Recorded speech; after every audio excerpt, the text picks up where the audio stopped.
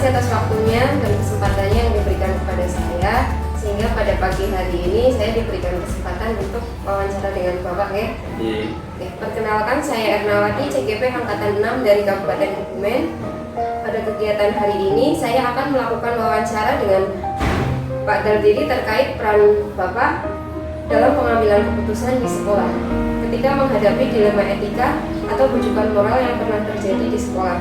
Mohon bantuan Bapak untuk berkenan memberikan jawaban atas pertanyaan yang saya ajukan ya Pak. Oke, sebelumnya materi yang akan jadi topik wawancara tentang pengambilan keputusan ketika menghadapi suatu permasalahan dilema etika atau rujukan moral. Sebelumnya akan saya jelaskan dilema etika itu merupakan dua keputusan yang sama-sama benar, sedangkan rujukan moral adalah dua keputusan di mana salah satunya benar dan salah satunya salah. Bisa dimulai Pak dari pertanyaan nomor 1? Ya. Pertanyaan nomor 1 ya Pak. Selama ini bagaimana Bapak dapat mengidentifikasi kasus-kasus yang merupakan dilema etika atau rujukan moral? Mohon Bapak. Ya, terima kasih. Saya akan menjawab berdasarkan pengalaman yang saya alami untuk mengambil keputusan. Yang pertama saya mengamati kasus itu sebenarnya itu apa yang terjadi. Yang kedua itu mengidentifikasi. Sambil mengidentifikasi itu saya bertanya juga kepada keluarga, apa sebenarnya kasus itu benar-benar terjadi apa tidak. Setelah itu saya menguji mengenai nilai-nilai, apakah itu nilai-nilai itu sesuai dengan aturan apa belum. Kalau sudah teridentifikasi nilai, baru kita musyawarahkan sebelum mengambil keputusan. Itu Mbak. Cukup Bapak, pertanyaan nomor 1. Sekiranya cukup. Saya lanjutkan pertanyaan nomor 2. Selama ini bagaimana Bapak menjalankan pengambilan keputusan di sekolah Bapak, terutama untuk kasus-kasus di mana ada dua kepentingan yang sama-sama benar atau sama-sama mengandung nilai kebaikan? Selama ini saya dalam hal mengambil keputusan itu tidak saya putuskan sendiri. Tadi setelah saya mengidentifikasi kasus tersebut, nah terus saya kumpulkan semua keluarga dan yang penting apa benar kasus ini. Namun saya juga mengumpulkan kepada yang terlibat, saya panggil berikutnya. Setelah itu saya kumpulkan, saya padukan apakah benar kasus ini terjadi. Nah setelah itu kita musyawarahkan sampai keputusan. Nah dari situ saya berusaha untuk semua keluarga itu berpendapat satu-satu. Nah dari pendapat itu kita bisa simpulkan. Nah setelah kesimpulan itu kita putuskan.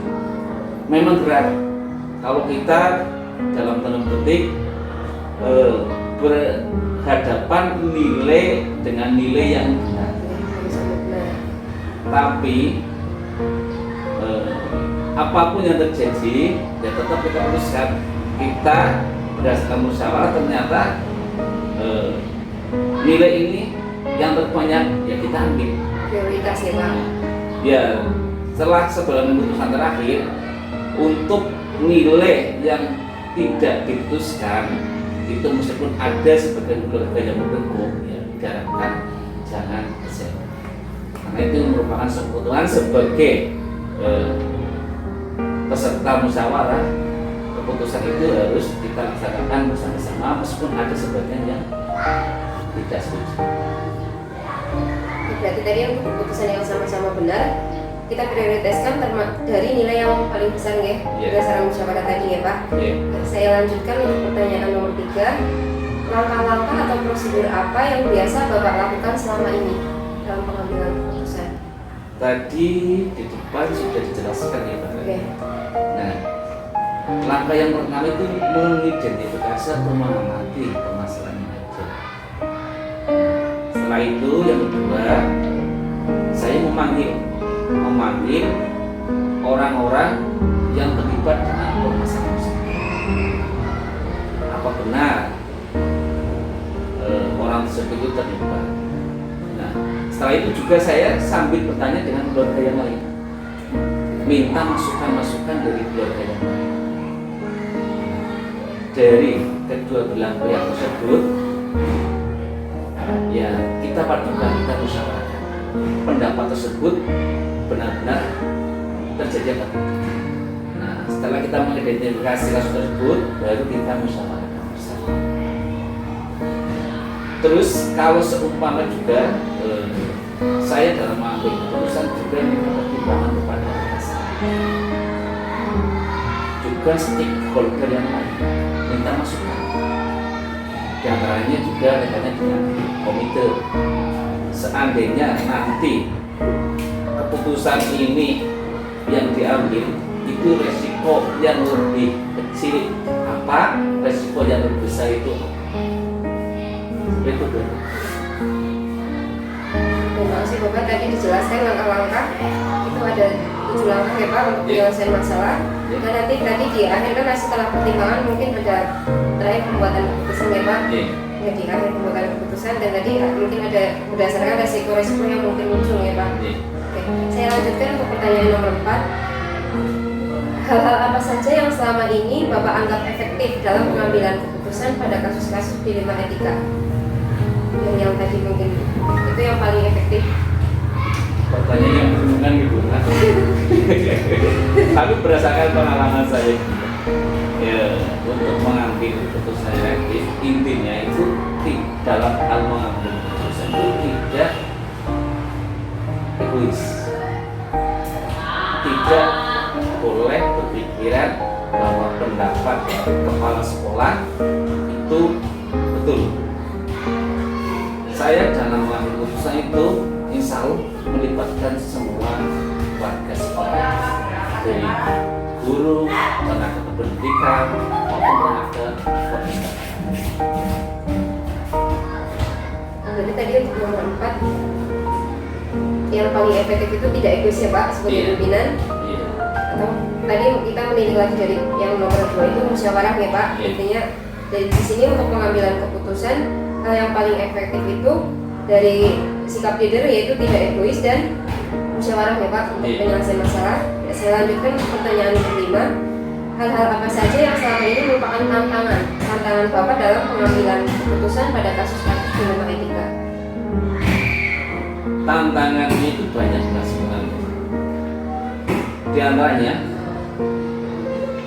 keputusan itu apabila sudah diputuskan, tidak semua peserta musyawarah itu mau melaksanakan. Kenapa? Ya mungkin tadi kan itu yang dijelaskan, keputusannya itu ternyata tidak sesuai dengan apa yang telah dilakukan. Tapi sebagai warga negara yang baik, sebagai warga negara yang berpenghasilan, ya bagaimanapun juga kalau itu musyawarah ya harus keputusan musyawarah dilaksanakan penuh dengan tanggung jawab. Nah, itu tadi tidak semuanya mengikuti keputusan yang sudah diputuskan ya Pak, karena keberagaman dari masing-masing individu di sekolah ya Pak. Oke, saya lanjutkan pertanyaan nomor 6. Ini sedikit banyak Bapak. Oke, menurut Bapak, adakah jadwal tertentu dalam penyelesaian kasus dilema etika? Apakah Bapak langsung menyelesaikan di tempat itu dalam waktu tertentu atau ada jadwal yang untuk menyelesaikannya? Saya dalam mengambil keputusan suatu permasalahan itu tidak langsung saya putuskan. Itu butuh proses, dan juga butuh masukan dari teman-teman, dari keluarga, dari dalam hal memutuskan suatu kasus, suatu permasalahan itu saya mungkin itu paling lambat atau paling cepat itu 1 bulan. Yang paling lambat itu 1 semester. Kira-kira tergantung kasusnya atau permasalahan itu bagaimana. Begitu benar. Berarti kita situasional ya Pak. Kalau misal kasus itu memang darurat ya mungkin dalam waktunya lebih cepat ya Pak. Kalau perlu pertimbangan tidak langsung memutuskan berdasarkan dalam pribadi ya Pak. Ya, saya lanjutkan ke pertanyaan nomor 7.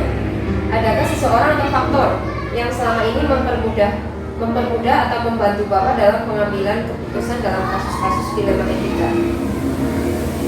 Banyak sebenarnya. Saya dalam memutuskan suatu keputusan itu yang jelas itu minta pertimbangan dari teman-teman. Yang kedua dari pembina kita. Yang ketiga juga dari stakeholder sekolah kita. Ada komite, ada pemimpin, itu semua dilibatkan. Berarti di sini dari jawaban nomor 7 saya simpulkan kembali yang mempermudah Bapak dalam membantu pengambilan keputusan yaitu tadi seperti yang di atas dijelaskan masih pada kerjasama ya Pak. Kerjasama nanti kita dapatkan pertimbangan dari teman, pembina dan stakeholder yang terlibat di situ ya Pak. Oke, kita lanjutkan ke pertanyaan yang terakhir. Dari semua yang telah disampaikan tadi, kira-kira adakah pembelajaran apa yang dapat Bapak petik dari pengalaman Bapak dalam mengambil keputusan dilema etika?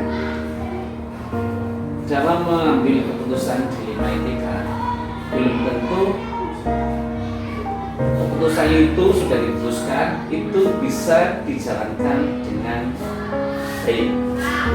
Nah, dalam hal ini apabila sudah diputuskan dilaksanakan, kita perlu mengadakan refleksi.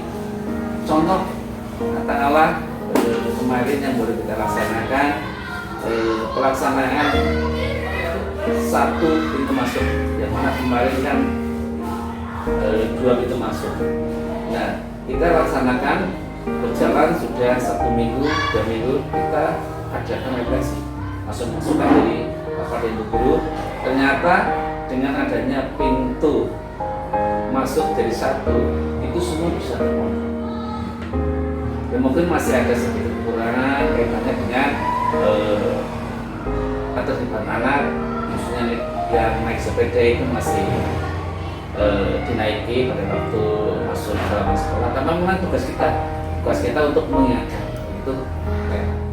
Oke, terima kasih Bapak. Dari 8 pertanyaan sudah terjawab semua. Saya simpulkan dari pertanyaan nomor 1 sampai nomor 8 ya Pak.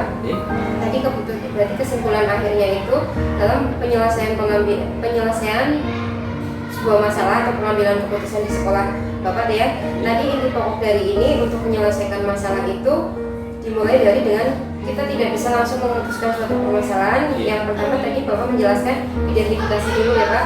Identifikasi permasalahan. Untuk selanjutnya kita menentukan orang-orang yang terlibat di dalam permasalahan itu ya Pak.